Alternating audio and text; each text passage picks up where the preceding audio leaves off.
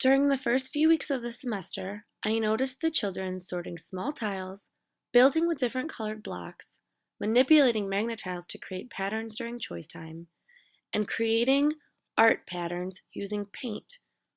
I chose to further investigate their curiosity of patterning by providing them with materials so that they could explore how they saw patterns in the world around them. Because not all of the children knew what a pattern was, we started off doing simple tasks such as manipulating tiles into A-B patterns and making patterns by threading beads onto string.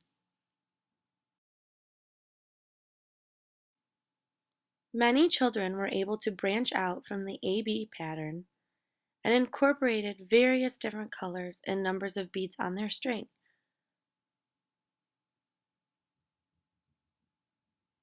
Some of the boys and girls created multiple patterns on one string, while others decided to make one very long pattern.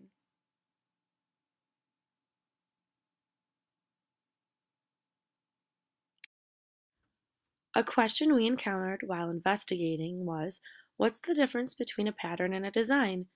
To explore this question, I provided the children with various fabric pieces, some that had patterns and some that had designs.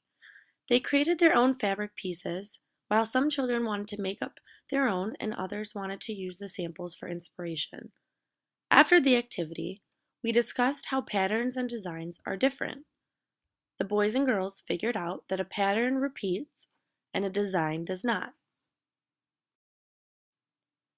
To further their thinking even more, I began showing the boys and girls pictures of patterns in nature. We talked about patterns in the wild, patterns on animals, patterns we could see outside, and patterns in our classroom environment.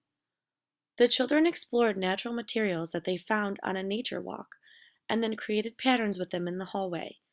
Many of them created such amazing patterns, so we decided to use them for the display. We took the patterns they created and began gluing them down on a piece of paper.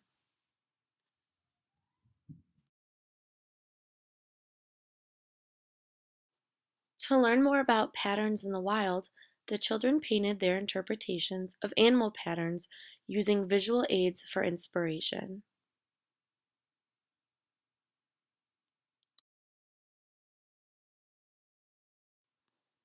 To conclude our investigation this semester, I wanted to put the children's newly attained knowledge about patterns to the test. I provided them with pencils, paper, and clipboards, and took them on numerous pattern hunts around the building and other classrooms to see what they could find. The boys and girls found patterns almost everywhere, even on other teachers.